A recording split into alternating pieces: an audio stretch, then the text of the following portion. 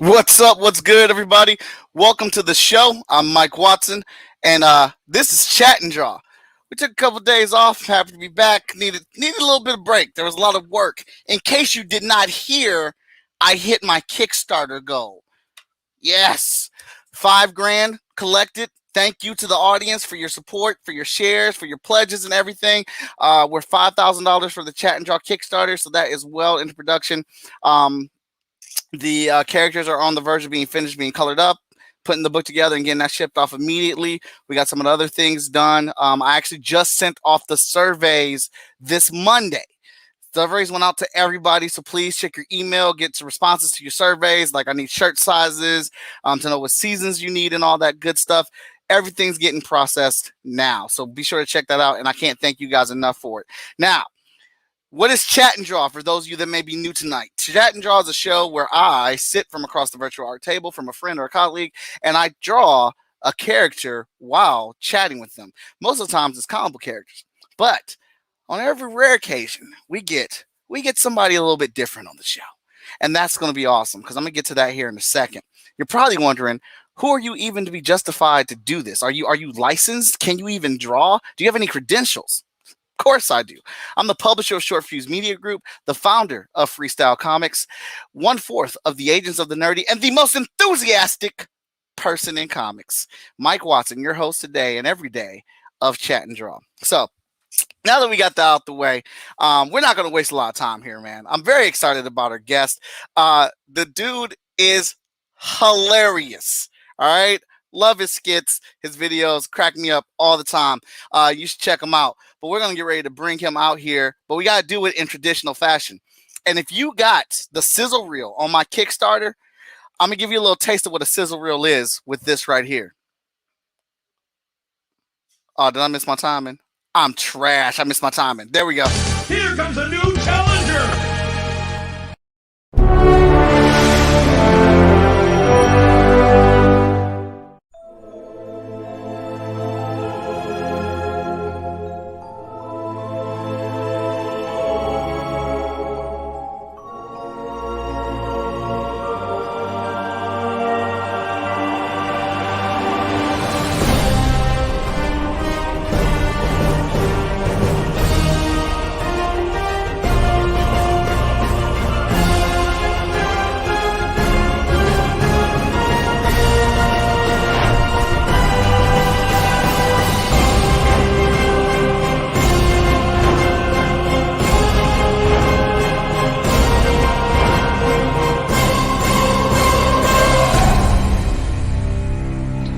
The meats to the bags.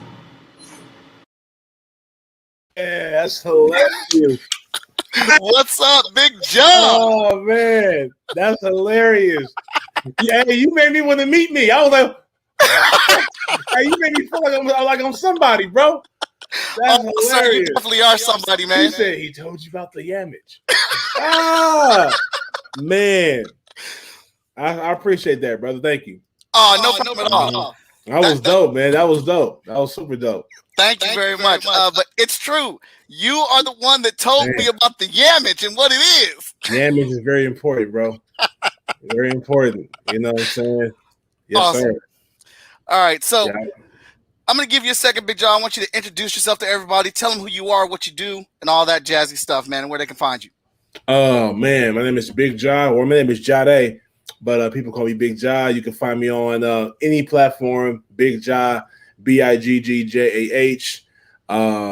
Once again, that's Bigggjah. That's on Twitter, YouTube, Facebook, Instagram, TikTok. I'm on TikTok doing all this. No, I'm not. But something like close to it. But I'm on, I'm Bigg Jah everywhere, bro. 2 G's, Bigg Jah, Jah. So, man, get involved. Awesome.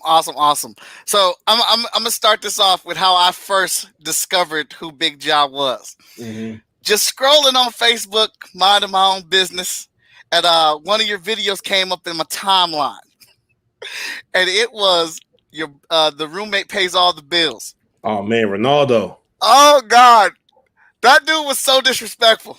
Thoroughly disrespectful, man. Yeah. Dude. Well, you can't really do nothing because you're living in his house now. Right. It started off as your house together. Then it became his house. Hey, your face when he cuts into you, man, is so real.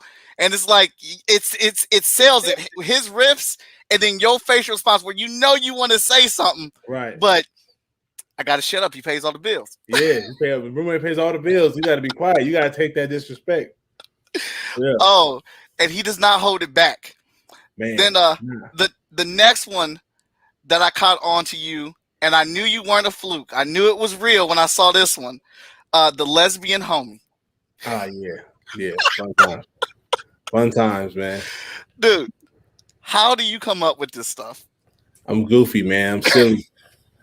For example, you know how as an illustrator, as a comic book illustrator, or in a fan of like you said, Marvel and like you say geekdom. Yes. Geekdom and I feel the same way about like movies for one, and then comedy. I'm a stand-up comic as well, so I always thought about like what. As a comedian, you think of what can you say on stage that's hilarious? What can you say in your mind that can translate to the stage? And so that's when I love that idea. So everything's funny to me. I turn everything into a joke, even if I don't say it. I'm not at a funeral telling jokes. What I'm saying is I'm thinking of how can I turn something about this scenario into a joke? Maybe not the whole thing, but a piece about it, something about it. You know what I'm saying? So the first thing pops in my mind is like if you you about to bury your brother, right? And then you go to the funeral, the open casket, and your mom buried him in your suit. Your face, and so now you're mad. It's bittersweet, and now you losing your suit for the first time, but you got to bury your brother. So I mean, that's the first thing that comes to my mind just now. So that's something I would make funnier, but I would get an idea like that and then draw. Not necessarily draw, but like in my mind, like right around that concept. Okay, all right. Yeah. Danny J Quick said you killing the game right now. Oh man, appreciate it, Danny. What's up, man? Thank you, bro. To the max, holler out. To the max, yes, sir. Ryan Robinson knows what's up. He said yams. The yams, the hot damn the yams. Yes, sir. Oh, here we go, sir. Something else that you have become quite good at is the marketing. Where can they get the Amazon hat? Amazon, bro. You can go to my website, thehoodgoodstore.com. It's spelled exactly the way you think it is. Thehoodgoodstore.com. So TheGoodhoodstore.com. And you can get everything. Almost everything I wear is you can get off that site. There we go. Tessa, my behind the scenes right there. Thank you so much. Tessa's got it right there. Boom. Yes, appreciate it. Yes, indeed. Awesome. All right, and before we get knee deep in this conversation, so I approached your management team. I wanted to get you on the show. I had this idea that I just thought was perfect for your branding or whatnot, and they responded back, and here we are today. I don't normally do a bunch of concept sketches before I go on the show, but I know we're going full color on this one, so I needed to have enough time. So I did some sketches before we got here. I'm going to pull those up.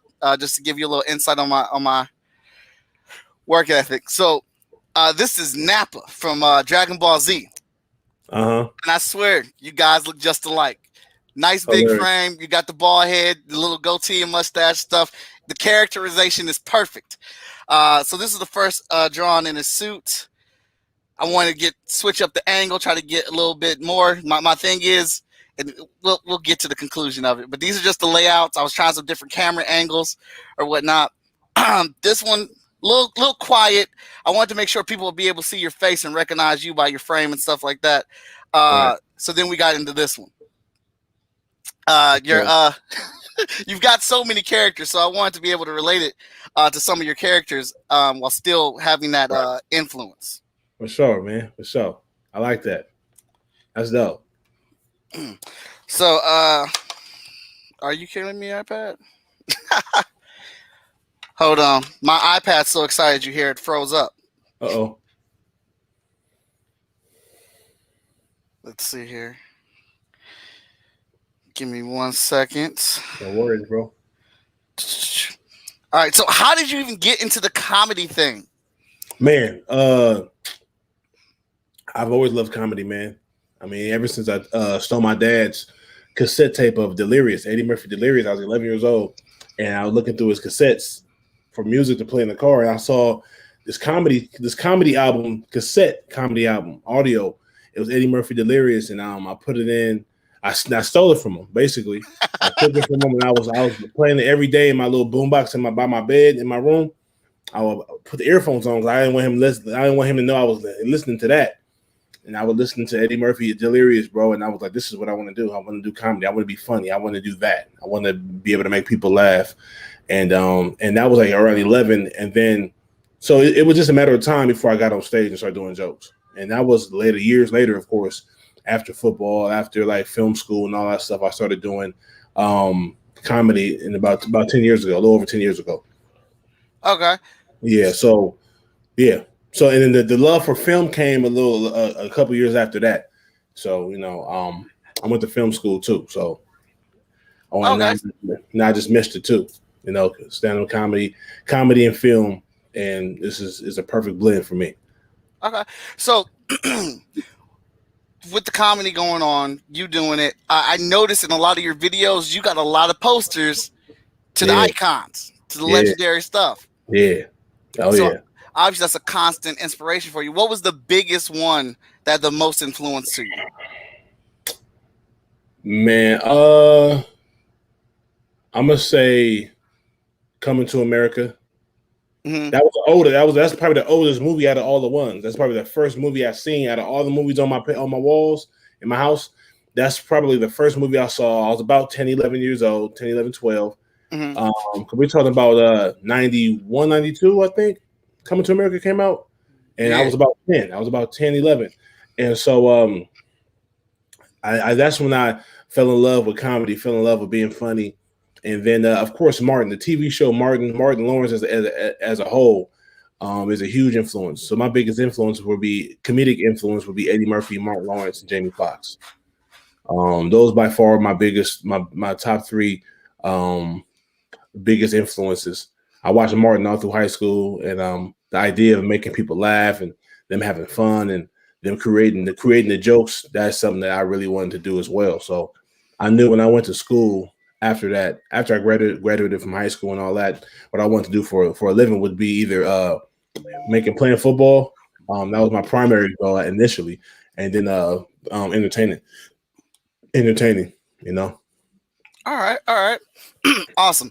All right, so here's the two versions that I have of the drawing. This is you in the full anime costume. Mm-hmm. Wanted to make sure we get a good look at the face so we know it's you. Or we got the hood version. The khakis. The khakis. The chucks. The button up. The wave cap. Yeah. So it's your choice, sir. Which one you want me to go in on? I'm going to go with the hood version. Yeah. Absolutely. Yeah. All right. So you said you've only been doing this like for real for 10 years, the comedy bit? No. Well, I started doing stand-up 10 years ago. 10 years ago. Yeah, 10 years ago. But yeah, I've been doing like a little. I was ahead of my time, man. Me and my homeboys in high school was like, as soon as I got hold of a camera, like a video camera, we were shooting sketches, but we had no place to put them. There was no such thing as YouTube and nothing like that. What's up, little man in the back? So it's my son. Right on. We never had a place or platform to put our funny. So we had cameras. We were doing sketches and goofy shit. We talking about 98, 99, 2000.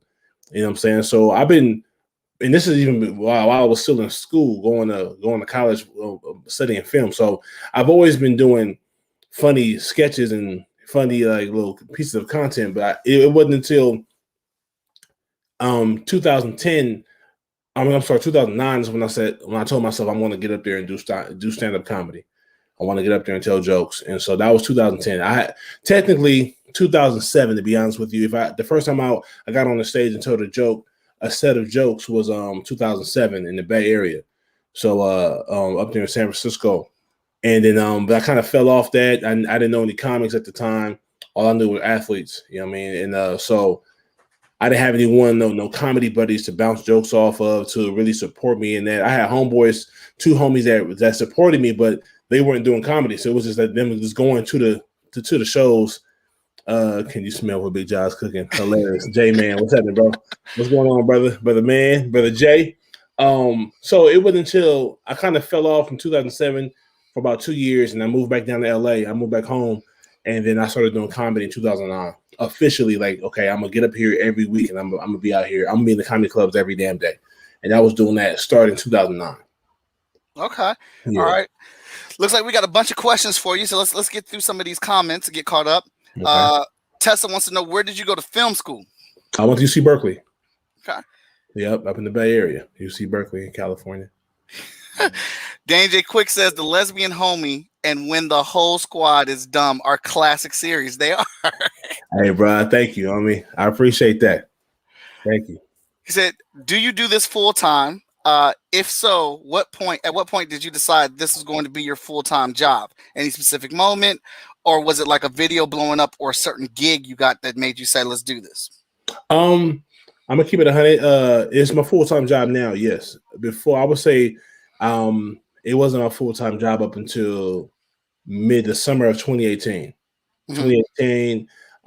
At first I was just online posting videos on Instagram and Facebook, and I wasn't getting paid for it at all. So I didn't have any kind of financial gain from doing the videos outside of maybe a small company asking me to promote their product for some money, but the money wasn't money you can live off of. It was money that you can pay maybe a bill with, you know what I'm saying? Mm. But it wasn't. So before that, during that time I was a bodyguard. I was doing security. Yeah. So I was a security. I was a bodyguard for about 5 years, 4.5, almost 5 years. And then in 2018 is when I was able to actually quit that job and say, yeah, I'm gonna do this full time. Because I was able to, make it a full-time job at that point. Okay. Yeah. All right. Danny J. Quick says, I can see that Jamie Foxx influence now that you have mentioned it. Oh yeah. Jamie Foxx is the man, for sure. Paige Alfred in the building. What's up, Paige? Thanks for joining us tonight. With Alfred, what's going on? Danny Cooper says, what are your thoughts on the Coming to America sequel? I personally can't wait. I wish my dad was still with us to enjoy it. Man, I wish my father was there as well, man. I would definitely take him to go see it. If I'm being as honest as I can be, I'm definitely gonna watch it. I'm definitely interested in seeing what they're going to do, what the funny is going to be. But Coming to America is literally my favorite comedy of all time. So that one, Dumb and Dumber, Pineapple Express, and then I think the best rom-com is Boomerang. But Coming to America was so great, and it was done 30 years ago plus. So at this point, they're doing a sequel. I'm almost willing to bet it's not going to feel the same, because if you look back on, you look back on like filmmaking and even the comedy, especially black comedy, is not the same. It doesn't feel the same.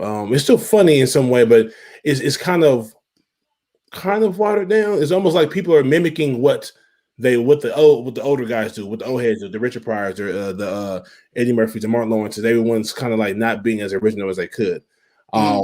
So to answer your question, Brother Cooper, I don't know. I think it's a long time coming before it's been a long time for them to do a sequel.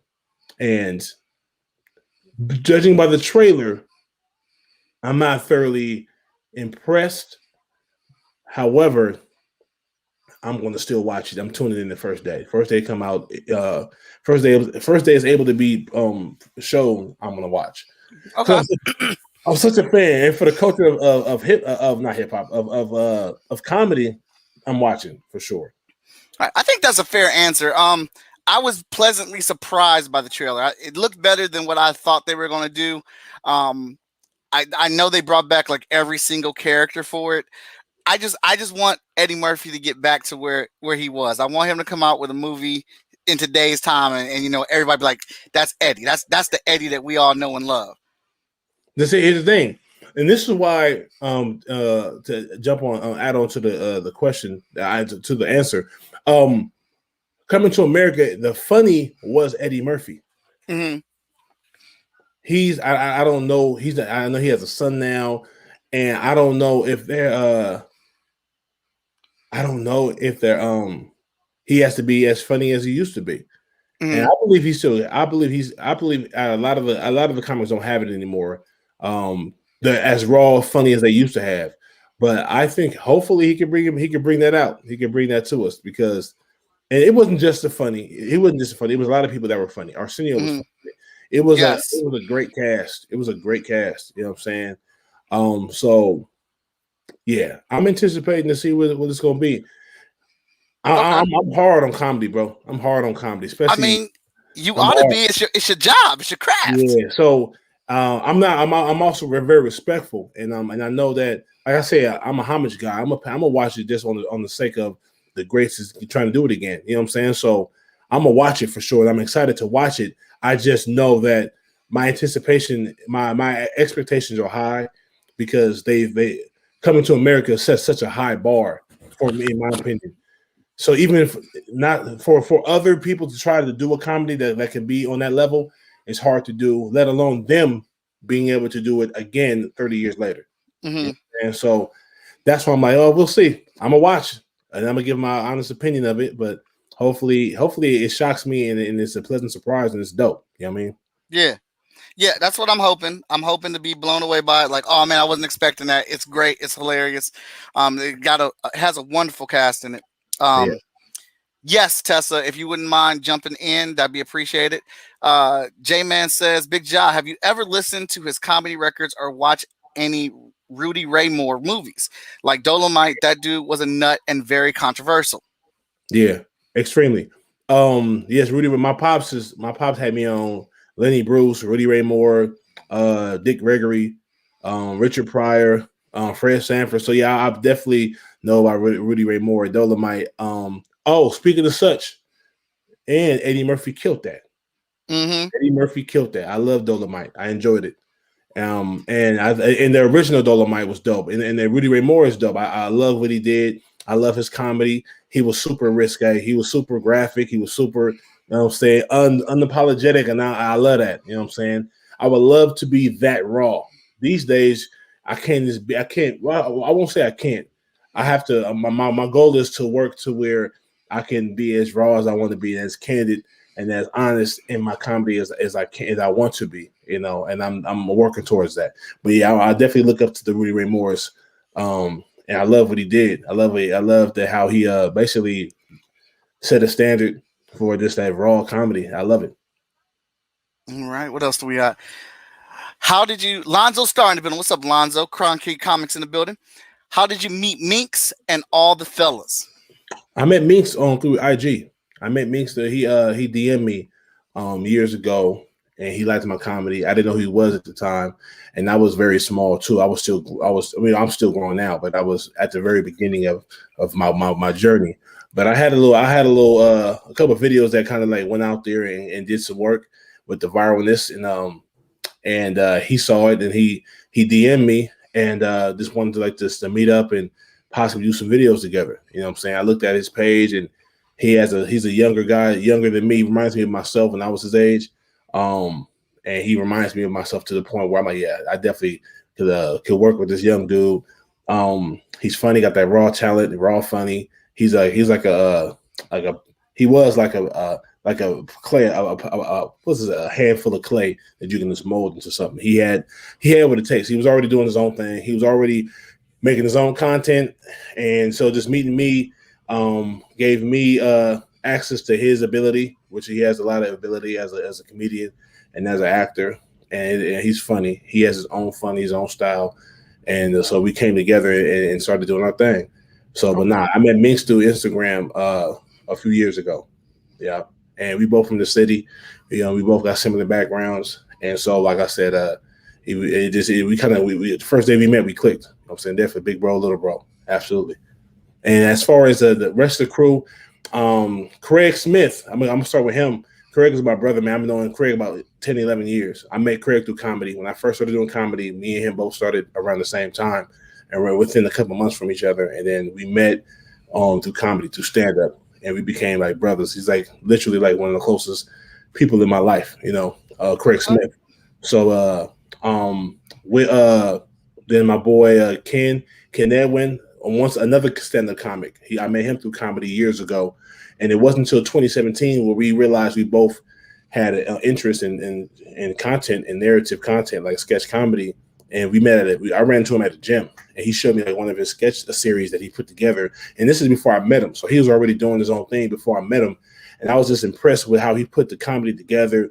It was well shot and everything. And so I was like, bro, we need to get together because I didn't have a team at the time. Only person I really had full support from was Craig, and he was working. He was a truck driver. He was driving trucks, so he was out of the state. He wasn't even around. So so me and Ken started together, like building this team with us two initially when it came to sketches in 2017. And we were shooting every week, every couple days a week. I was shooting for him. He was shooting for me. I used to go to this place called the Sketch House in Van Nuys, California, where it's a lot of social media influencers or people, or I wouldn't say influencers, I would say content creators. They were all at this house. This house was just on every Thursday. It was a house full of people shooting their own little sketches and stuff. So I got invited there one day back in 2017, and I was like, oh yeah, okay. The energy was dope. The networking was proper. It was proper, and I started shooting sketches. Then I started shooting sketches officially every single week in 2017. And this month, actually, it will be 4 years this month. You know what I'm saying? So, and I met Troy there. Troy in LA. I met Troy there. You know what I'm saying? So me and him met there, and everyone else was shooting on camera phones, which is fine. And however you can get your content out is how you get your content. But he was the only one I knew at that place that was shooting on the camera as well, like actual video camera. So he was shooting on video cameras, I was shooting on video cameras, and we had that in common. And he was real good, very, very, very creative writer. You know what I'm saying? So his ideas are very fresh and very unique. And that's what I really appreciated about him. And we built a bond that way. You know, once again, I built a team with him over at the Sketch House with him shooting for me and me shooting for him. And so he shot my sketches and I shot his sketches for about a year and a half. And then, to this day, we still shoot each other's sketches, to be honest with you. So that's what's up. Yeah, man. So how hard is it for you to form those bonds with people, especially like now at the status that you're at or whatnot? Like, is your circle locked and there's like a 75-page application to get in now, or do you still take those Hail Mary shots? Not an application, not at all. But I mean, like all these dudes are literally. I mean, my name is Jade, but people call me Bigg Jah. The social media brand is Bigg Jah. So if I say Bigg Jah in the third person, I'm just talking to you about it. But before I was Bigg Jah, these dudes was messing with me. Like I met Minx. Minx met me when I had maybe 7,000 followers. You know what I'm saying? And so he might have had maybe 800 or 1,000, something like that. But we all met at the bottom. We all met with them at the bottom, meaning like before there was anybody really, before our videos were going viral, this and the other, all that. We met at the beginning and we formed a team that way. And nowadays, it's hard. I have a lot of friends in my life in general. I got friends since I was 7 years old. I still got homies from then. But so I don't need no new friends. You know what I'm saying? I don't need no, if you're not providing a service and I'm not talking about like, I ain't talking about money and nothing like that. I'm sorry, providing the service. Like I'm about my work, bro. At this point in my life, everything, if you're not helping me go, if you're not contributing to me getting here, and also I see a place in your world that I can help you get to, then there's no need for us to really be friends. You know what I'm saying? For example, it's not about just helping me get to my destination. I need to see you working. I need to see whatever you're doing. I need to see you working hard towards it because I love that. In order for me to really be around you, I need to see you working in the field that you're in. If you're a singer, I need you to be making music all the time. Rapper, vice versa. If you're a business owner, I need to see you advertising your business and working hard to try to promote your business and brand it stronger and all that stuff. So I can help you do that. So, case in point, like even with you, with the chat and draw, I love the idea of it. I've never heard of this before. That's not. I've heard of you go to a carnival and you get your picture, your character caricature drawn and everything. But this interviewing this podcast interview found base with the drawing is dope to me. And I just thought it was fresh. I thought it was dope. I see you put a lot of work into your work, and so I definitely want to be a part of it. So that's why I'm here, because I see you moving. I see you pushing, and that's kind of how it is when it comes to me and having people around me. I have a team around me that's super strong, and I don't really and we move well together. We don't have no fights. We don't have no disagreements. We all on the same page, going to the same destination. So it works out, and we selfless. They work hard for me, and I work hard for them. So that's the only way it can work. A lot of people are trying to see what they can get from you when you get to a certain level, and I feel that I'm very good at judging people. I've been around people all my life, and I've been around the worst. I've been around some of the best. And I know when you out here bullshit. I know when you just see somebody wave going and you want to hop on somebody wave. And I'm very protective of that. You know Okay. Stand off. I'm a super cool dude. I'm a dap you, love you. What's up, bro? It's all love. But if I know that you out here just trying to, what's it? Kalaya or Kalala say cloud chasing. Yeah. You can tell a cloud chaser a mile away. They think they being slick, but you can tell a cloud chaser a mile away. You know what I mean? And you sound like you were straight talking off of experience, man. Oh yeah. I got one. I know Tessa put a question up there for me, but we had one before that I didn't want to miss. And this is from Brad. Brad watches the show like every single week, along with J Man. How big do you think someone needs to be to have big in their name? Some of my friends call me a big BA. Just wondering if I'm deserving of the big moniker. Brad, I don't know how what's your measurements? Pause. How much you weigh? You know what I mean? And it's not necessarily usually you got a guy that's a large dude. They call him big or whatever, but I mean, shoot, big is not necessarily a size. It could be in heart, it could be in aura, in charisma, and how you carry yourself, all that. So you could be 5'2" as a man and 119 pounds, but if you command attention, command a presence, and command respect, then people can look at you. You could be a bigger than life guy and not be that big physically, but as a man, you could be big. You know what I mean? Awesome. I love that. That you measure it also by your heart. That is so dope. Thank you, Tessa, because I was just about to ask you for this question. I was watching Sylvia's Love the other day and was surprised by your cameo. LOL. What other movies can we see you in? Oh man, Brother Boney, man. Sylvia's Love was fun, man. I enjoyed that. I was in the short film called Skin, and the only reason why I'm bringing up the short film is because it was a pretty big video. I mean, a pretty big deal when it came out because it won an Oscar and won an Academy Award in 2019. 2019 and won an Academy Award for Best Short Film. And you can go on YouTube right now and watch it. It's called Skin, SKIN, called Skin, short film. And the director is Guy in the T, GUYNATTIV. And he's a dope director, man. He has another movie called Skin on, I want to say Netflix or Amazon Prime. I forget which platform, but yeah, I was in that movie, Skin. I was in the short film version of Skin. I'm in Sylvia's Love. I'm in a couple of TV shows coming up. The Upshaws on Netflix. You can catch me on the Upshaws eventually. I don't think it dropped yet, but the Netflix is a show called The Upshaws, starring Mike Epps and Wanda Sykes. I'm in an episode of that. I shot a couple months ago. I shot a episode of Family Reunion on Netflix.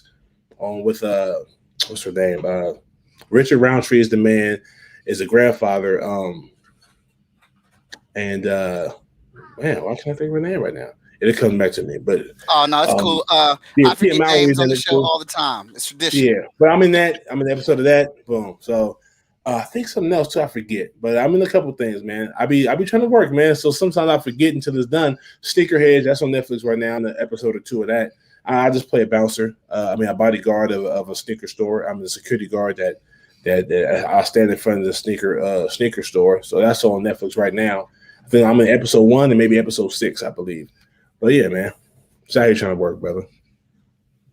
I feel it, man. So tell us about you taking your comedy and your skits, and then making that marketable, going into the branding? Like, how did you know? For me, maybe it's a two-part question. How did you know now's the time to hit them with the merch? Oh, I'm sorry. I'm trying to give myself some more light. I know the sun going down. Oh no, you good? You good? Okay, so let me plug it on in. And I'm gonna ask you a question. Okay. See if this works a little bit. Huh. Did nothing happen? No, nothing happened. Here we go. There we go. Okay. Oh wait. No, you good? Okay. So the merch came. I think when I wore a shirt in my sketch, and folks were like, man, where can I get that at? Where can I buy it? That's it. That's it. You know what I mean? I'm gonna keep it 100. Like initially, that's what it was. Where I had a To The Max hoodie on or a To The Max shirt, and someone was like, man, still, where can I buy it? I believe the fan base was starting to grow then, and people just wanted to buy the shirt, and so I was like, I need to find out how to get my shirts online and be able to sell them as merch if people want to buy it. It's not obligation. It's something I appreciate and never expect. It's more so, if you do it, I love you for it. If you don't, I love you for tuning in regardless. You feel me? So yeah, I mean and I know that my wordplay has always been something that stood out about me. So even since high school, I've been saying a lot of these things since high school, bro, to be honest with you. So and I read the comments. The comments, people are reciting the slogans, or reciting the bars, and saying a certain terminology that I use now. I see it more so on social media now than ever. So I'm like, yeah. At this point, I've sat down and I look at different companies and how they brand things. Like Nike, Just Do It. When you think of Bigg Jah, you think of To The Max. You know what I'm saying? Or you think of the Yams. The objective is for anybody out there, whatever you do, whether it's chat and draw, whether it's Bigg Jah, social media, filmmaking, and things like that. Whatever you do, you need to. The goal is, I think your goal should be trying to make your brand bigger than what you do. You know what I'm saying? So, for example, Nike, people wear almost anything you can put. You got Nike socks, you got Nike everything. It started with just the Nike, just the track shoe initially, and then they expanded past track because Nike was literally only surrounding track. You know what I'm saying? Track and field. And then it evolved years later, 40, 50 years later, to a brand they got bags, they got sweatbands, they got water bottles that, you know what I'm saying? It's bigger. The shirts, clothing, they've cornered them in every market with Nike. You know what I'm saying? They don't have a Nike car to my knowledge, but they got Nike all kind of stuff now. So I think of it like this, like, why not have a shirt? Why not have a hat? Why not see if people really like what you do, then they'll probably want to support you with anything. You know what I mean? So with that being said, as long as I keep providing them with the stuff they came to see my channel with in the first place, which is the funny, I think they'll support me in a lot of other ways as well. Agreed very much so. Shout out to Moana McAdams. She's out here. That's my sis. She gets it in. Danny Cooper says Chat and Draw was spawned out of the COVID pandemic. How has COVID impacted your creative process and your production rate? Oh, well, initially COVID, of course, I caught COVID actually. I caught COVID when it first was out. That first wave of COVID, I caught it back in March of 2020. So I was toe up. So I was down for the count for 27 days. I was quarantined for about 20. Yeah. It messed me up to the point where I was in bad shape. I was in the hospital for 2 days. My breathing was bad. My lungs was all toe up. My kidneys were getting affected by it. But I'm much better now. I bounced back many months ago. So I feel great now. However, at the time, it just for one, it allowed me to sit my ass down. I couldn't go nowhere.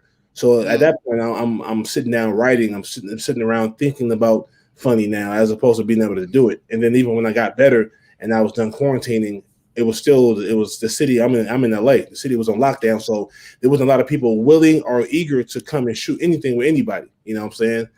So a lot of times folks are like, how many people gonna be at your shoot? I'm like, it's just gonna be me, you, and a camera guy. 2 camera guys. All right, so there's 4 people? Yeah, all right, let's shoot. It's a 2. So a lot of my sketches kind of were condensed down to just me and one other person. Mm-hmm. And then 2 camera guys. That's it. So 4 people at the most. So me plus 3 people. That's kind of how I did it for a long time, which kind of forces you to be more creative to try to get the funny across in just 2 people in one conversation. But I mean, that's what I live for, man. I love doing stuff like that. So I try to make people laugh.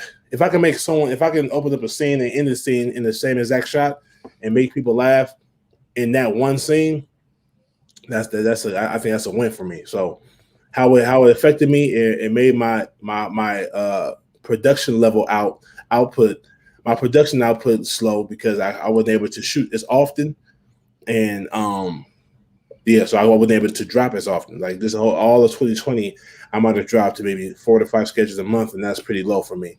Mm-hmm. But and on top of the fact that I was doing other things, I have other things in the works that took my time away from shooting sketches every single day like I used to. So now, which I'll reap the benefits of that in due time this year for sure. All right. Let's see here. Yo, Paige Alfred, take your beef somewhere else. He trying to get at you about the blue chews, man. I ain't read the rest of it. What do you say? There's a long one. He said, yo, tell Jah I went to an old high school girl house to redeem my stroke. Took a bunch of those blue chews. Man, now I have to go redeem my stroke again. LOL, Jah, you did the fellas wrong, player. What you mean you had to redeem your stroke again? It didn't work for you? I don't know what that means. I don't think you're supposed to take a bunch of them at one time. Yeah, definitely took a bunch of them, bro. Why would you take a bunch of them? I'm sure on the package it tells you what to take and how to take them. But nah, man, I know a lot of people taking the blue chews, bro, and they've been enjoying life. And I will tell you that. So hopefully you can get your stroke under control and redeem yourself for the last time. Yo, when you did the first video, when I caught the first video and realized it was a plug for somebody else, I sat there for a second. I was like, this dude has officially come up. He is now doing promo for other businesses in his sketch videos. And it's funny as hell. Man, I appreciate it, bro. The wheelchair bit, man. Oh my goodness, Jah, I could not stop laughing. Yes, sir. I'm glad you did, man. I'm glad you laughing, bro. Thank you. Yeah, man. The blue chews and the wheelchair. It's just a temporary paralysis. That's pleasurable. Oh, just thinking about the skit now. Lonzo says, I watch every one of you guys. The way Craig delivers his jokes takes me all the way out. LOL, his voice sells it. Yeah, Craig is a beast. I'm willing to put it to the test. I don't think anybody can bag better than him, man. Can crack jokes better than him. And we both comedians. I met him doing comedy. And I would honestly say I have never met a person that has the most creative mind to tell a bag. In LA, we call them bags. People playing the dozens or shooting, what's it called? Shooting on somebody or cracking jokes. Or in Chicago, I think they call it signifying. But out here in LA, we call it bagging. You know what I'm saying? So we bagging on each other. Are you bagging on me? Okay, I'm back on you. Hey, he's the best bagger or the best roaster in the game. I'll put it against anybody. I don't know if you remember this years ago. They had a FUBU had like a roast challenge. They had like people from all over the country come together and stand in the ring and roast each other. And they had like different brackets. They had different matches. And then the final 2, whoever, let's say they had 10 people there, and it broke, and they had 5 against 5, and then it was or 12 against 12, and then 10 against 10, 8 against 8, and then if I broke down to the final 2, and I think that was dope as hell. I think I would love to do something like that again, for my brand. Me and Craig put it together, and I think that he would smash everybody. To keep it 100, you know what I mean? So yeah, his brand is crazy. The way he delivers his jokes is way out, and the voice, the Craig Smith, you know what I'm saying? Like That's how he really talked too. You know what I mean? He talked like his daddy. You know what I'm saying? He talked like his pops. Yeah. All right. Oh, we got a big one. Damn. Oh, huge one. All right, here we go. Bigg Jah, I have a question. How do you feel about the current situation in comedy when it comes to the racial divide? It seems that people today are very sensitive, and a few comedians have been burnt down for saying anti-Semitic racial jokes. I personally don't get offended, but I do cringe when I hear a racial joke. Gilbert Gottfried and the actor that played Kramer both got burnt on their own words. Different times, comics of the past go away with racial murder. Do you have a line that you draw?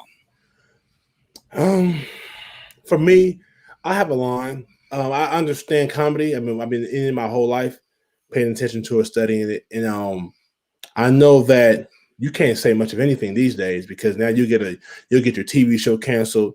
You'll get kicked off the Oscars. So it's comedy, man. It's meant to make people laugh. Now, there are racist jokes or racial jokes that about black people, about Jews, about Asians, about whites, people, Mexican or Spanish people, and if it's funny, it's funny. And I feel like if it is, maybe you can't tell, but if it's not coming from a racist place, then I'll let it ride. You know what I'm saying? I think a lot of stuff is funny, and even if it's offensive, if it's funny, it could be a joke about black people. If it's funny, I might laugh still. Now it depends if I think that you're racist, then I might not laugh and I might try to do something to you. But because you don't have to be, you can do a joke that's racially based without being racist, even if it's a joke that criticizes the actual race that you're talking about. You know, I have jokes about homosexuals. I am no way, shape, or form homophobic. I have no problem with anybody in their lifestyle and their sexuality. I have my understanding of how I feel about it, but it's not a negative. I never treat anyone differently by who they want to love or who they want to be with, whether it's the same or opposite sex. So, but I have jokes because it's funny. I have jokes about gangbangers in my neighborhood growing up. I've seen a lot. And I have jokes about gangbangers, certain street thugs in my neighborhood that I grew up with. That's just the culture that I grew up in. It's funny. I have nothing against it. I'm not for it. I'm not against it. It's just something that I understand and I discuss it. Back in the day, you could talk about anything. You could talk about all kinds of stuff. Matter of fact, Dave Chappelle talked about the LGBTQ community and all that, the ABC people, that's what he called it. And it was a hilarious joke. And if you take offense to it, do you think that he's homophobic? Do you think he has a problem with you people, or not with you people, well, with the people, the different types of people in their lifestyles? So when I say you people, I'm talking about different lifestyles, alternative lifestyles and whatnot. I don't think he has a problem with that. I think he's telling the joke because it's funny. And as a comic, we do thread that line. There is a line for some people. Some people there isn't a line. Anything is funny. Somebody's mom could just pass away and he could do a joke about my mom just died. And I've seen that before. I've seen a guy, I buried my mom this weekend, and then that Tuesday night, he buried his mom Sunday. He was talking about it. He wrote a joke about the funeral, and it was some funny ass jokes he said about that funeral, about his mom's funeral. You know what I'm saying? So people make fun out of anything. You know what I'm saying? So if you come to a comedy show, if you see something that you don't like on TV, then you just happen not to see it. I get it. But if you come to a comedy show, it's everything. Everything is off limits. I mean, everything's on limits, I should say, for some people. Right. All right. Tessa says, I don't think it's people that are sensitive. I think it's because there are more allies now. But you have to see the rest of their content to know if they mean it or if it's just a joke. I get that. Yeah, I get that too. That makes sense. Yeah. It's like checking somebody's resume. It's like a background check. Are you just joking, or where are these things coming from that you're saying? Right. All right, so we got the inks done on that bad boy right there. What you think of it so far, Joe? That's dope. Yes, sir. Yeah, we're about to get them colored up now. I like that. All right, what else we got, Tessa? When you started, did you ever think you'd get this big, acting and having the audience that you have? I did. But let me tell you, it took me a long time to get here. It took me a long time to put the work in to get here. Let me say that. I I thought I would see people when I had 4 followers, and I'd be online as a consumer watching people and watching sketches or watching something funny or watching someone sing or someone's talent. And I will think to myself, man, they got so many followers. This guy got 1 million followers. How long would it take me to get there? And what would I have to do for someone to want to see me that much? You know what I'm saying? I thought that I had what it takes only because it's equivalent to when I learned how to drive. When I was a young kid and I wanted to get my license before I was old enough to drive, I wanted to drive, and I was like, man, I wonder if I crash. Would I hurt somebody? Would I hurt myself? And then I started thinking to myself, like, I had cousins and older siblings that were driving. I'm like, and I had friends who were older than me that got their license and they were driving. I'm like, if he can drive, if he can do this, I can do this. Mm-hmm. He can drive and get a license, and then they say that he's a valid person to be able to drive a vehicle, then I'll be able to do the same thing. So fast forward to me as an entertainer, as a social media guy. I figured that I would eventually get to where I'm at if I put the time in.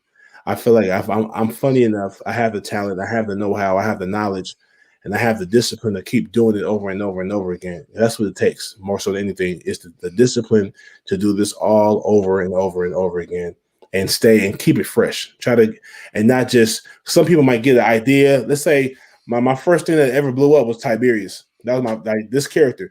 Tiberius, the first sketch that went viral. Mm-hmm.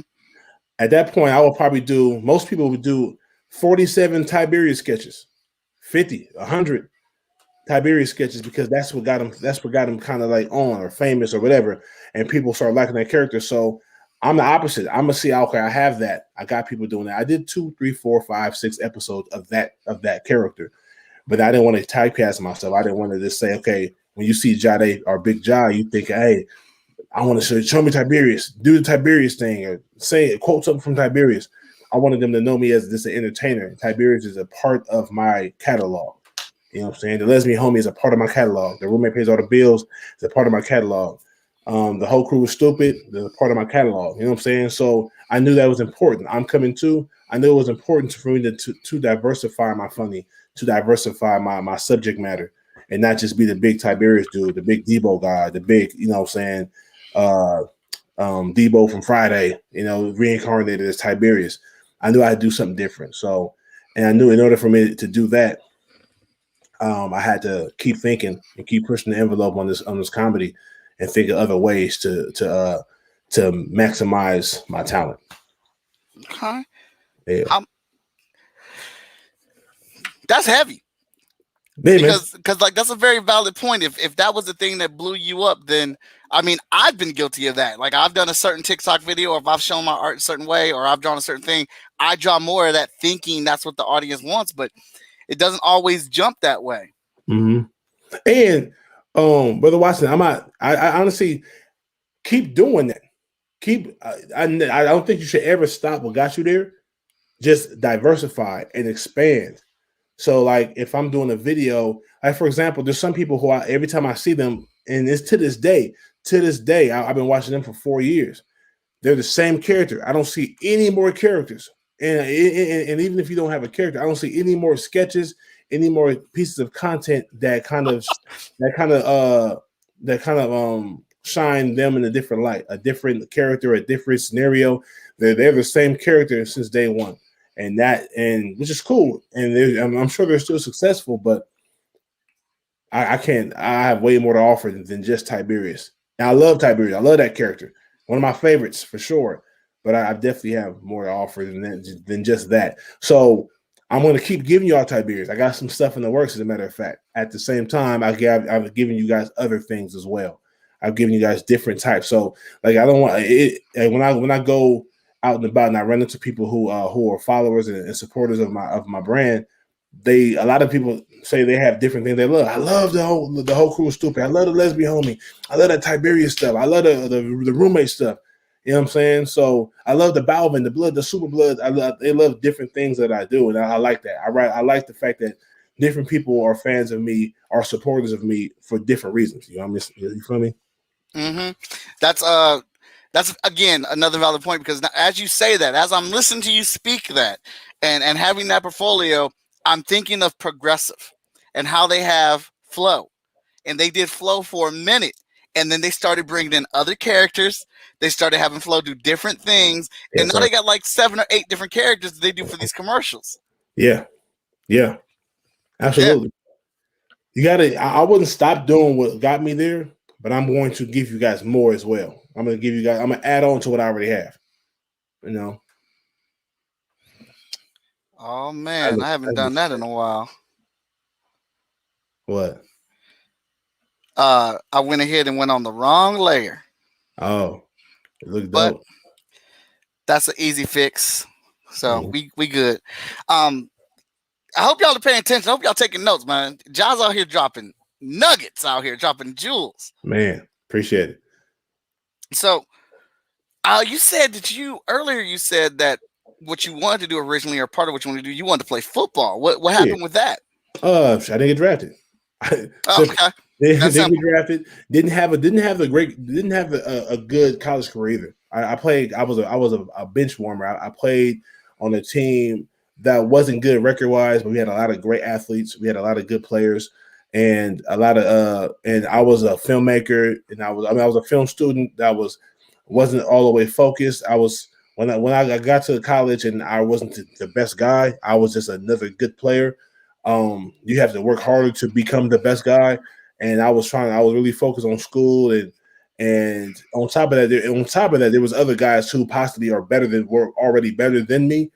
And so I didn't really do well in college on the field. That is, I had a great time in college. I met a lot of great people and got a great education there. And I had a great time playing football too. I just didn't do well enough in college to get so many different people, so the agents coming my way to try to get me into the league and all that stuff to represent me. So I didn't get to the league. I played arena ball for a year, and back into 2007, I shut it down. If I'm not going to the NFL, I'm not playing no more football. You know what I'm saying? So I started focusing more on. Well, I thought I was going to focus more on filmmaking, and I didn't really focus more on filmmaking until I moved back to LA in 2009. So yeah, I wanted to play football. I wanted to be in the NFL. I wanted to retire after 15 years. And go to the Hall of Fame and all that, make millions of dollars, and then start my film career, then start my comedy career. That's what I wanted to do. Okay. So, yeah, it didn't work out that way. It's all good. I like that attitude, though, that you decided when it was not working, you gave it a try. You did different assets to it.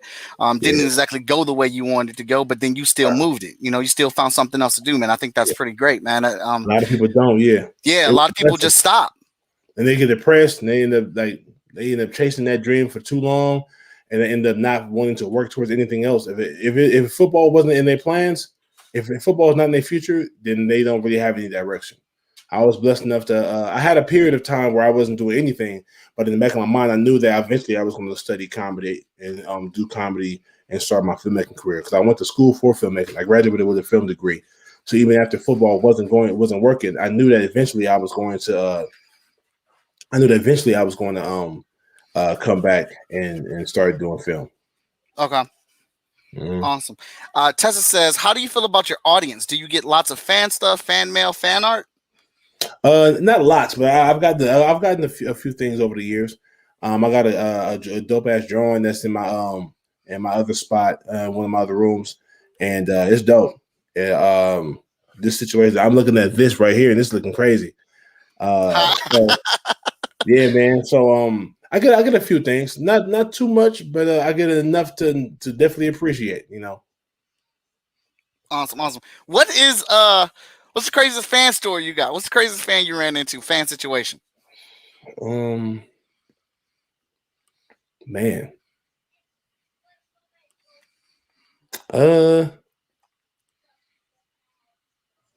The craziest? If you ain't got the craziest, because it is highly possible that all your fans got sense. What was the best fan moment that you've had? I mean, that's hard to pick. I would say one that sticks out to me is when I was still working. I was still a bodyguard. I was in Florida, man, and we were doing the show in Florida. And I was walking my client to his hotel room. We were walking down the street. The hotel room was about a block away from the venue. So I'm walking with him down the street to his hotel room, and then somebody pulls up on us, and he's like, "Oh shit, Bigg Jah!" And I'm working. So when I'm working, I'm just working. I'm serious. You know what I'm saying? I'm doing my job. I'm professional. And so this guy pulled up and he was like, oh man, he just pulled up, stopped, and got out the car. Big dude too. Bigger than me, actually. Big dude. He said he played for some college in the city. And he was like, bro, I'm a big fan, man. Hey, can I get a picture with you? And I'm working, by the way. Mm-hmm. I'm walking with him and his entourage. And I'm like, okay, I'm like, before I could even answer, he gave my client the phone and said, bro, could you take a picture of us? So now my client I'm doing security for is taking a picture of me and the fan. And I was like, damn. And because me and my boy, man, me and my client, we like family now. So he was proud to do it, happy to do it. It wasn't weird at all. It was weird for me because you're working. I'm sitting here and then after that, it started happening all the time. We be in a crowd full of people, and I'm walking through a festival with my client through a crowd of people, making sure they don't mob them, and they taking pictures of me and grabbing on me. Oh shit! You know what I'm saying? So I knew it's only a matter of time when I was gonna have to stop doing this. You know? Okay, dude, that's gotta feel good though. It's cool. I mean, yeah, it's cool. But I mean, while you're at work, and then your client. Although it is embarrassing, but your client's like, no, that's cool, man. I got you. All right, yeah. He's a good dude. He's a good person, man. So he understood, and he was a fan of my work even before other people were. I was doing sketches and stuff, funny stuff on the tour bus. So he was just a super fan of my comedy, of my personality. On top of the fact that I did a good job being his bodyguard. So, yeah, it worked out. So when we had that talk, like, bro, I gotta stop working for you. He was like, I understood, man. Bittersweet, man, but I get it, bro. You doing your thing, and it only makes sense. So that's what's up. Yeah, it sucks at the same time, but that's also what's up. Yeah, for sure. All right. Let's see, get these shoes down here. All right, looks like okay, Brad finally got to answer it, or we just got to see his we just got to see his comment. He said he's 6'3", 310. I like to think that I'm a decent enough dude, but I think they gave me the name because I'm so much bigger than any of them. Yeah, you 6'3", 310, man. You big Brad. That's you big Brad, bro. For sure. Yeah, I think that works, Brad. Brad is a constant supporter of the indie comic community. I think he doesn't even read mainstream comics anymore. He just gets indie books, and he's always on the show watching it and looking for new content to read. So we love Brad up in here. I'm gonna start calling him Big Brad now. Yes, sir.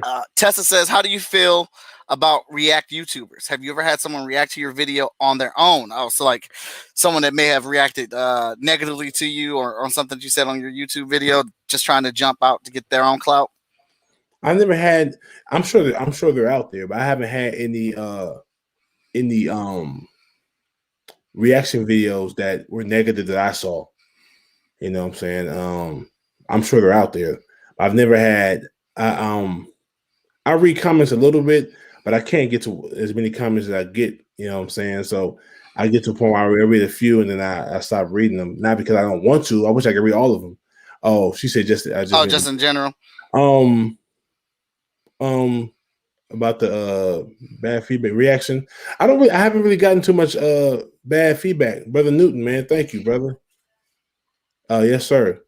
J Mac, appreciate you, homie. Yeah, I haven't got too much bad feedback. Like, I mean, either if someone doesn't like my comedy, they probably either just wouldn't respond. Brother Saint, what's up, man? Tiberius, yes, sir. But people, when I run into people in person, there's always love. It's never a bad moment. It might be a moment when they're talking too long, but for the most part, there's never a negative moment that make me uncomfortable or make me regret doing this or make me feel bad about what I'm doing. It's a lot of positive support, which I really appreciate, you know. That's what's up, man. You seem like a real positive person, man, and a hard worker. This climb on this YouTube track, you got over 1.5 million followers, man, on all your social media combined. That's crazy. Like, what advice would you give up and coming streamers and comedians and actors and things like that? Be unique. And when it comes to narrative or when it comes to content, make sure people can understand what you're saying.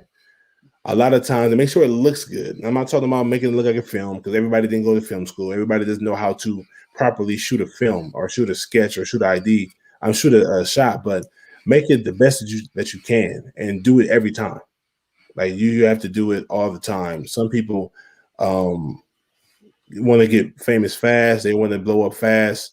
The June bug, everybody doing the June bug. You know what I'm saying? And even though it seemed like he blew up fast, but he was doing stuff before that. You know what I'm saying? And never to this magnitude. They never put him on the map like this dance did. But the next step is what you're gonna do next. He's young, he's popping, he's still popping. It's a very long trend that's going on, a very long challenge that's going on, and that's dope. And he's a good dude. And my advice to him, which is my advice to everybody, is to make sure you got something else in the chamber. Make sure you always have something else in the chamber to hit him with. You know what I'm saying? Even if it's not as big, you don't have to be as big. You just have to be different. You have to be moving. You have to keep moving. You got to keep moving. And so, when I was anybody coming up and coming, don't give in to your discouraged, to you being discouraged. You're going to be discouraged. There are going to be times when you put a lot of work in a video and no one cares. No one likes it. It doesn't get the kind of likes you want. A lot of people take their stuff down. They put their video up in an hour or two. It doesn't get the kind of views they want. So they take them down. I've never taken a video down in my life. Not because I'm just that great, because I'm not. It's just because I don't take I'm not putting it out there, and I'm not judging it on the greatness being that everyone thought it was great. I liked it. So if I like it, I'll put it out. I'm putting it out there for me, and I hope y'all love it too. That's how I see it. I think this is hilarious. Lesbian Homie was funny. It was supposed to be one episode. Because that scenario happened to me when I was doing security, and the stud walked up with two chicks, and she always walked up every other weekend. She had two different chicks with her. She was a stud, and one day she wore some skinny jeans and like a nice little tight thermal. I said, "Oh, this chick got framed. She's gay. She's a gay woman, and she wants to be like she's acting as a man, but she got body like a woman. It looks crazy." And so that idea came to me, like, I'm gonna make that fun. Let me make me run into a chick that's a lesbian and find out that she got a lot of body up under them basketball shorts, and then it's going to mesmerize me. And so the Lesbian Homie came up with that. The first episode was called. It was just one sketch. It was your lesbian friend got body. That was the name of the sketch or something like that. And I made Homie like the whole series, but. Yeah, it's just being different. I'm a fan of myself first, and a lot of people are not very self-driven. They're driven off of other people's idea of them. You know what I'm saying? So they're only comfortable if everyone likes what they did. I put a video out. You know what I'm saying? People didn't like it. I'm gonna take it down. I'm my biggest critic, and I'm my most important critic. So if I like it, I'm gonna keep it up. If I'm ashamed of it, I'm gonna take it down. You can't make me ashamed of it. You know what I'm saying? I trust in myself. I trust in the process, and I trust in the fact that everybody's not gonna like my stuff. Some people will, some people won't. You know what I mean? So, yeah. That's what's up. Miss McAdams, Moana. Thank you so much. I'm just like a Target team. Remember with the red and khaki colors? Our Target team with the red and khaki. Target. This one right across the street from me. But yeah, man, it's important that people get it. Can we get another RPS video? Yes, you can. I gotta get RPS back on the map. That's what I'm saying. Another stuff like that. It's a lot of things I started and I want to keep going. It's so many things I've already put out, and I'm trying to rack my head, trying to put everything back together and do it. Part 2, part 3, part 5, and all that stuff. Biggest advice I got is to make what you like, and others will come to do that. Yes, ma'am. Kalala, hopefully I'm saying that right. Kalala or Kalaya. Yes. And because I know my comedy isn't very commercial. It's kind of edgy. It's surrounded around hood stuff. And I know that and I know both sides. I'm from the hood. I'm from a very uncomfortable place in Los Angeles to grow up in as a young boy. And then I went to college. I went to UC Berkeley, so I I understand and get the culture of both types of environments.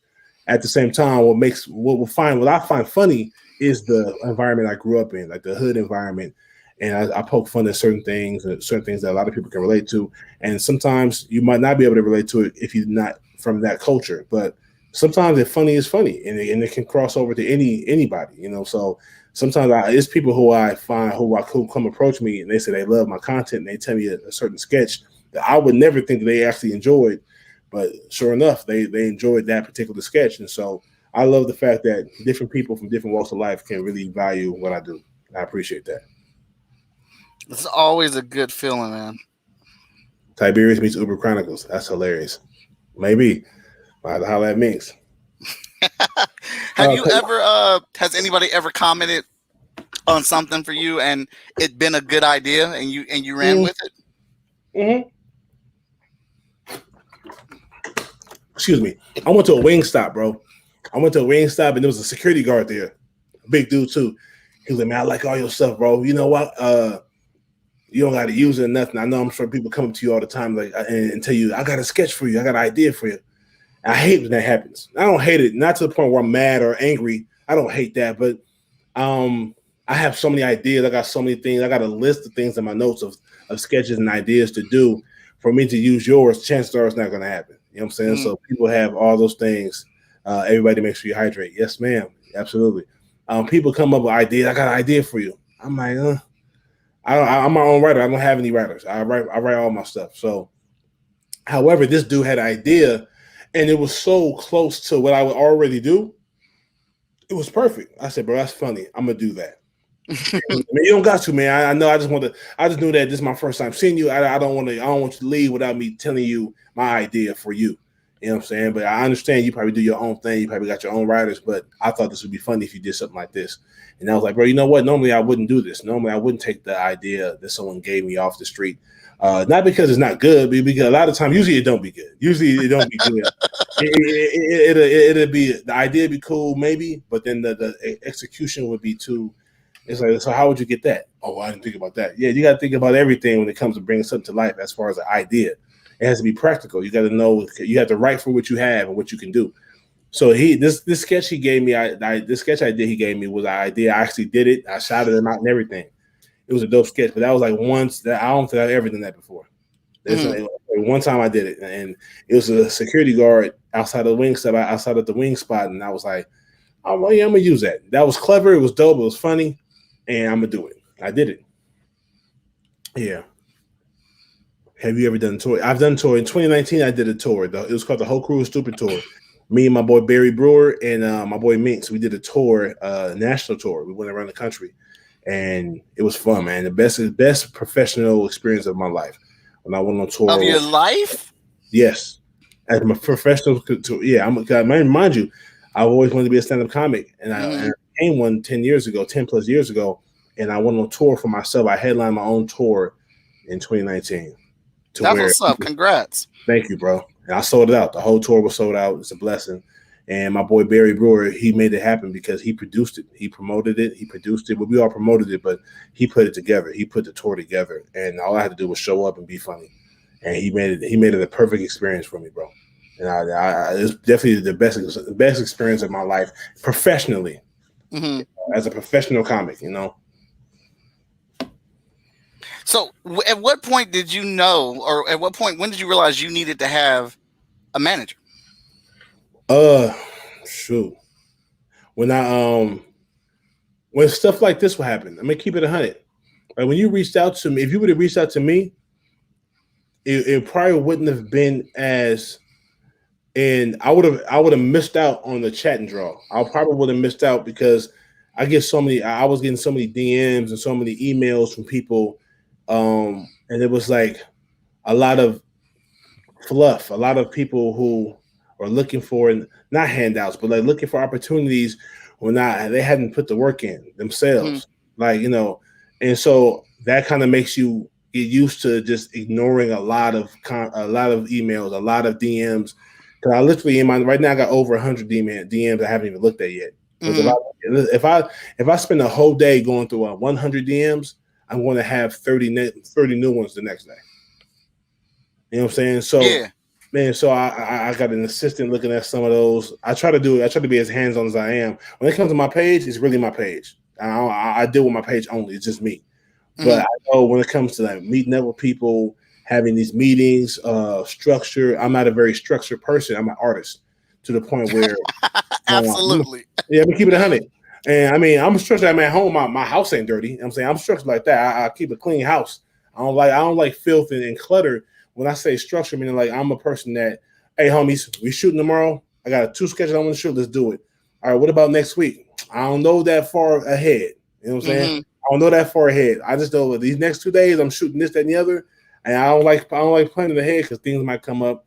And but it's beneficial to plan ahead if you are structured, if you can be consistent with that structure. And so my manager is the perfect person for that because he balances me out.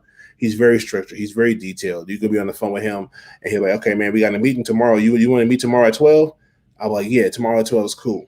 By the time I hang up the phone, I get a notification from a Google Calendar notification that I got a meeting tomorrow at 12. That's how on point he is. He's on point with that. I'll mess around and forget. You know what I'm saying? So like even though he called me today, I'm in the, you know what I'm saying, I'm in the house doing stuff around the house, and he called me, man, make sure you got the. I said, yeah, I got you. I got the chat and draw at 5. I got you. But normally, sometimes I forget. Like for example, I forgot a meeting today. I forgot a meeting today, and I didn't. I was cleaning my garage out, man, and I didn't take my phone for like 2 hours.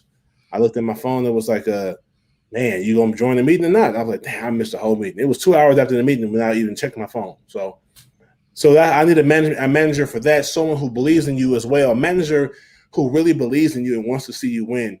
I have so many bad examples of bad experiences with managers. My manager, bro, unless something drastically happens, I think he's probably the best person you can ever have as a manager because he believes in my vision.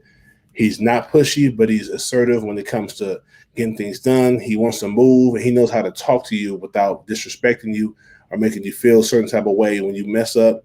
And I trust him talking to anybody else. Mm-hmm. You might have a Dame Dash.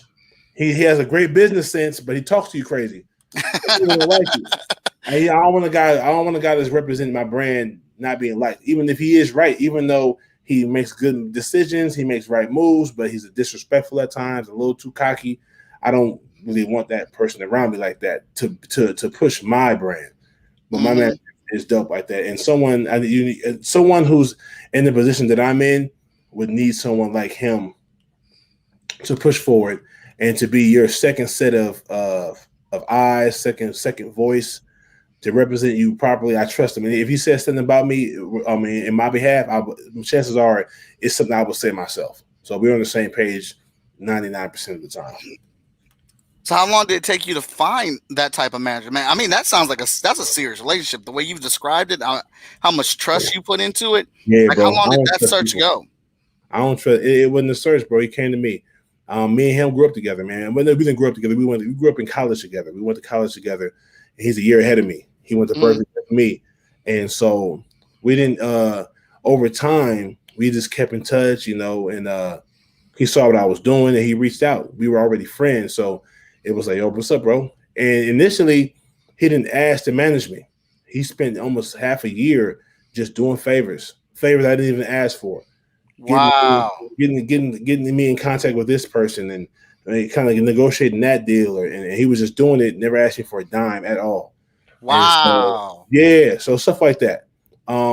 Very transparent. So, and he built not only I already trusted him as a friend, but he built a working trust, a business trust with me. So he did it the right way because I'm not the kind of person that trusts easy. I'm a person that smiles at you. And it's a real smile. I'm a lover, man. I'm a lover and a fighter, but I'm a lover first, and it's all love. But I don't trust people with my information, with my art, with my intentions, with my ideas. I'm not a very trustworthy. I'm very trustworthy. I'm not a very trusting person with that information. You got to be somebody I really respect and really, really watch. I've watched him for years, and his character has always been on point. His integrity has always been on point. And that's very important to me. I treat people how they treat me and how they treat others. I watch you. And I've never seen him speak ill about somebody else. I've never seen him do nothing dirty towards no one else. And so it made me really feel comfortable and let him represent me. And so it works. But it's definitely something that had to be built. We built that over the years before the Bigg Jah. So yeah. Yeah, I got lucky to keep it 100. I got lucky because me and him already had history as friends. You know. Okay. Smook says, "Can we get more personal vid of you, Ja? I'm a fan of your work, but this is the most I've heard about your story and how your mind works." Man, yeah, you know what? That makes sense, bro. Or hopefully that was a bro. If not, that makes sense in general. Yeah, man. I'm gonna get more. I'm gonna get more active with the more personal stuff. I'm actually gonna start a podcast soon. I'm start a podcast soon, and in the next couple months or sooner, actually. So I think it's going to be a weekly podcast, I believe. So it'll be a situation where you can tune in and get a lot of the things, how I feel about certain things, and you can weigh your own opinion. And we could. I love this. I love the questions. Thank y'all so much for the questions. And excuse me. And I'm gonna I will show more of my personality and more of my personality, my personal life, and my personal life experiences in due time. In due time, meaning like probably as soon as this coming week. I need to go live more. I need to do a lot of more things to I think to further my reach and giving myself out to people. So I will do that. That's what's up. And this is the most that I've heard of your story, and it's super interesting. I think it helps a lot for not only your fan base to hear this and get to talk to you and be able to ask these questions, but there's a lot of people that, and I'm sure you realize it, that look up to what you're doing, that's inspired by what you're doing. Thank And you. Hearing the reality of your story, not that it was easy, but that it makes sense. Like, oh, I can do that. Like if I put my nose down to the grind, I can do that. Yeah, it's a life lesson, bro. I learned a lot of lessons growing up, even before I got to this point where I knew I was trying to make it as a filmmaker, as an actor, and a lot of things. But I think I was hustling wrong, or hustling the wrong way, I should say. And so when I figured out what I need to do and stop being lazy, and even though I wouldn't have called it lazy beforehand, I didn't think it was lazy beforehand. But if I had to sit back and look at what I'm doing now compared to the output and the workout, the effort I was putting into my craft 4 years ago, definitely a big difference, a 180 difference. So I learned that early in life. You get to hard work will pay off. That's a cliche statement, but it's true. It's true. And even if it don't pay off in the way that you expect it to, it will pay off. Esta solo con tu show loco. And Tessa's got me on that. Hold on. I am This Costa is Rican, and the truth show is the bomb, is what that says. for sure. I was gonna get there, man. You cut me off, man. Oh man, I'm sorry, I ain't know. No, My fuck it. fault. I was gonna get it. I took Spanish in high school and a little bit of college. I was like, with solo. Yeah. What do you do for self-care? Refresh. Oh, self-care, man. I listen to music, bro. I'm an R&B guy, man. I listen to rap. I listen to a lot of gangster rap, but more so, the most thing I listen to the most is R&B, bro. I love old school R&B, 80s and 90s. I got playlists galore. When I work out, I'm listening to usually some soft listening, and that makes me feel good. That makes me bring my heart rate down and everything, and it just calms me. I also love watching movies, man. I love watching movies, and I can literally go watch a movie every single day by myself if I had the time to do it. But I love watching movies. I love reading. Not reading. I used to love reading. I need to get back into reading, but I love watching dialogue. I love watching someone perform. I'm a real fan of cinema. I'm a real fan of comedy, and a huge fan of performance, of acting, of the dramatic art. So I really like that stuff. I'm not really a clubber no more. I don't drink. I don't smoke. So when I go to relax, I go to a comedy. I go to a movie theater, get some popcorn. I'll be by myself chilling and watch a movie. Popcorn and like a little drink on the side. And I'm in it. I'm involved. So yeah, that's how I do. That's what I do to relax. To just kind of like reprocess everything and start over and reset. I do that. Favorite R&B artist, male R&B artist, Brian McKnight. He's my favorite of all time. Brian McKnight would be my favorite male artist of all time, for sure. Yeah, I've been listening to him since the 6th grade. Yeah. Jada, I gotta ask: have any of the sketches continued in real life? You know what I mean? Have any of the sketches continued in real life? Uh, nah.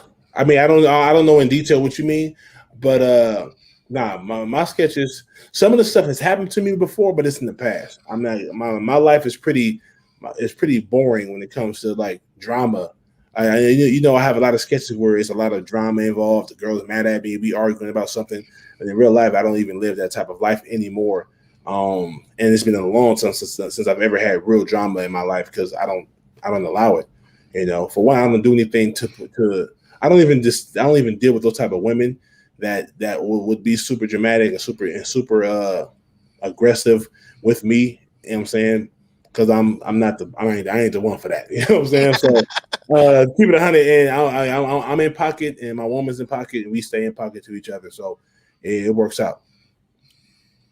As far as the gangs and the gang stuff, I'm so far removed from that. Super nut. That's all. What you see is a lot of it is real life experiences that I've experienced over the years.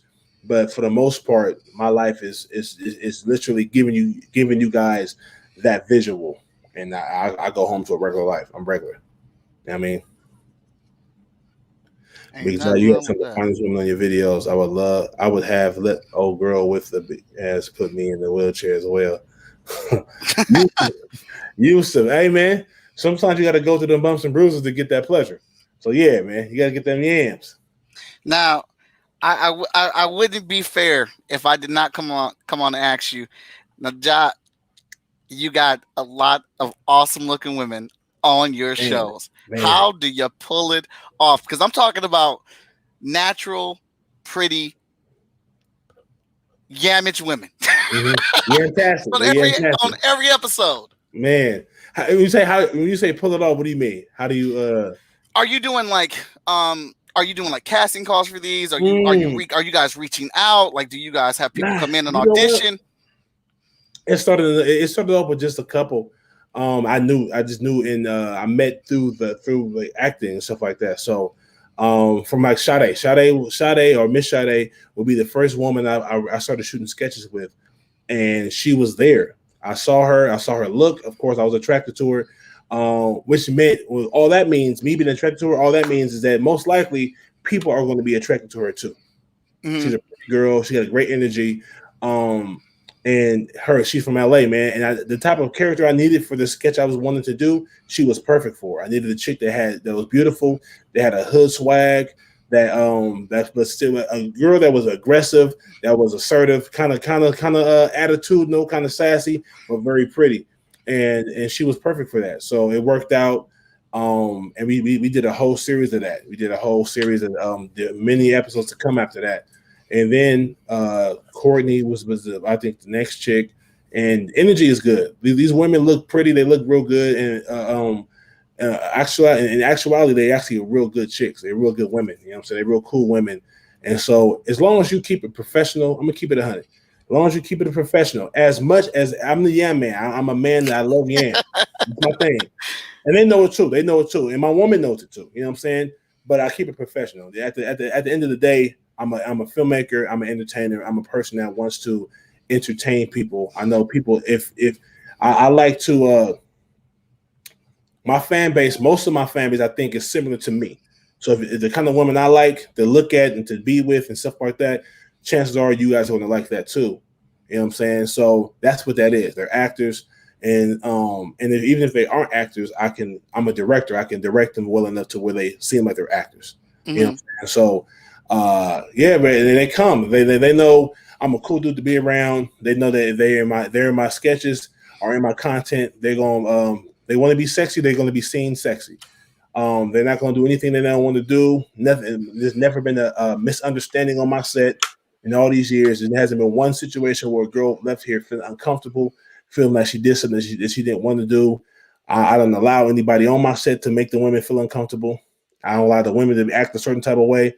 And vice versa, I don't allow myself to act a certain type of way either. So it's a situation where it's easy for them to keep coming back, and the word gets around, and they know that if a woman is yammed up and yammed out, super cakey, and she asks to be in the sketch, chances are, if she has a personality and she can take direction well, we can work together. And her energy is good, then we can find a way to do some funny sketches. You know what I'm saying? So after a while, it got to a point where women would hit me up. They would DM me like, "I would love to be in the sketch. Can I be in the sketch? I can act." And I ask them, "Well, you got anything to show me that you act?" And they might have a video. They might already be doing sketches of their own. Mm-hmm. Or they might show me a video or two of them acting or them just talking. And if I see a glimpse of talent, a glimpse of personality, I can work with that. Mm-hmm. Now, my favorite one, and I can't remember her name, and I feel terrible about it, but she did the video. She's done several videos with you, but she did the one where you said, "Don't embarrass me when the dude from the record label comes up." Your friend from the record. Dude, she is hilarious. She's phenomenally hilarious. Oh my goodness. and she is an extremely great person. She's a cool chick. She's a good person. Her she has a great aura. She comes to work. She's funny. You need her to be sexy. She can be sexy. You need her to be goofy. She can be goofy. She can wear a tight dress to make her look sexy. She can wear some baggy pants and she'll be a tomboy. She can do whatever you need. And she just loves to entertain. Like, she's a person that enjoys it. She's an actual actress. So she is acting to her. But off camera, she's just as cool. She's just as funny. She's just as entertaining to be around. She's just a cool ass chick. Awesome. Tessa, what was the comment before that? I was just about to read that one next for Ja. How did you hook up with Sade? Y'all two together is fire. I met Sade at the Sketch House. Remember earlier in this show, I was discussing the Sketch House is a place where a lot of people were shooting their own sketches. It's basically like a film school of people just shooting their sketches all throughout the house. It was like a 3-bedroom house. There was a bathroom, a backyard, front yard. It was a garage. People were all over the place, up the street, down the street. And I met Sade there. I met Sade at that place she's an actress, so she was going there to be in people's sketches and act. And I saw her look. We met up. I met her there, and we chopped it up for a little bit. And I was like, "Yeah, this is a chick. I think this character I need for this sketch I'm gonna do. I think she's gonna work perfect." And it worked out. It went viral. People loved it. The whole series went up. People loved that series. Oh, Doja, thank you so much. Yeah, everybody, please go hit the like button. Thank you. I am seeing compliments on the artwork, and J-Man, this is why you are the longest watching show of the show. Yeah, I made this purposely so it could be used as a T-shirt for you, Ja. The image is over 9,000. Dope. That's dope, bro. Damn. Yes, sir. Get a little close in on the face. Teasing big. Let's go. Oh, Victor Dandridge is in the building, my brother. Yo, Dandridge, what's happening, man? If you could have any superpower, what would it be? I want to be able to, if I can heal like Wolverine. I thought about this several years. I mean, flying is cool, but Wolverine was damn near immortal, and it's not like I want to live forever, because I don't want that means you're gonna outlive all your loved ones and friends. It's more so like, if I'm a superhero, that means you can't. I can't burn. I can't. You can shoot me. I'll reproduce. You can cut me. I'll reproduce. You can't cut my head off because I'm full of titanium. Or not titanium. Adamantium. Yeah. I'm that. Now you can drown, right? But I can swim. So I'll take my chances. So yeah. Out of all the superpowers, I mean, Superman was dope, but that's an easy call. That's an easy call. That's an easy call. He's perfect. Basically, he can't die unless it's kryptonite. So, I mean, I would say that the ability to reproduce or heal are which is like the same thing. Yeah, I'm the youngest of 7. Do you have siblings? I do. I'm the youngest of 7 children. I got 3 older brothers, 3 older sisters. So I would like to shout out my brothers Danny Cooper, Victor Dandridge for tuning into the show. Thank you so much. My sis Moana McAdams for checking us out. Brad, Arnie, and J-Man for tuning in every single week. Your streak continues. I can sit here and talk to you all day, Ja. Yeah. I don't want to. It's been an hour and a half, hour and 40 minutes. Damn. But we got the piece done. I'm upload to you. I want to thank you so much for being on the show. If you guys who are new to the channel, if you like it, this is what I do about twice a week. I do the Chat and Draw show. I always try to bring somebody awesome on, and I draw their comic book character or them. So give us a like or follow. I'm easy to find. I am Most Epic Art on all social media platforms: TikTok, Twitch, YouTube, Facebook, whatever the kids are social media on. That's where I'm at. But big shout out to Bigg Jah. I got your links. Let me get your links so people can continue to follow you and grow that brand of yours. And Tessa put the store link. What's the link to the store again? thehoodgoodstore.com. thehoodgoodstore.com. Awesome. I just got all the Jah's links in there for you guys. His YouTube, his Twitter, his Instagram, and his Facebook. Please give him a follow. Keep following this dude so he can keep producing these videos that are they're so funny, man. I've been watching them like more and more the last couple of days, just trying to get ready for the interview or whatnot, man. But you're awesome, dude. Thank you for coming on the show. I'm gonna tune in. I'm gonna follow you on IG, and I'm gonna tune in and on YouTube, all that, everything. Oh, thank you. Man. Your energy is great. I'm an energy guy, bro. So yeah, where I'm from, man, if the energy ain't good, I can't have you around me. And I dig your energy, sir. Yeah, it's dope, bro. I love what you got going on, man. Thank you so much. I'm gonna put you behind the stage and close out, and then I'll talk to you about getting you the picture. For sure. Sister Powell, I saw what you said. Thank you so much. I'm flattered. Much love. Happy belated Valentine's Day to you. All that. This is just the sweetest guy right there. Yes, he has a TikTok. Oh yeah, Bigg Jah. Bigg Jah TikTok. I need to post more. I'm not on there as much, but I will get. My plan is to do more. You know what I'm saying? If you have TikTok and Twitch hooked up to your phone, you should be able to post your TikTok video, and then it can automatically post to Instagram. So you'll be posting them at the same time. Yeah, I'm gonna do that too. All right, hold on one second, Jah. I want to thank everybody for tuning into the show. Man, this is a great episode of Chat and Draw. This is actually the most people we've had watching live. Please give us a follow on Twitch, TikTok, Facebook, Instagram, all that jazzy stuff. This was super fun, and I will catch you next week where we'll be doing, again, some more awesome people on the show. I want to thank everybody for tuning in. Good night, everybody.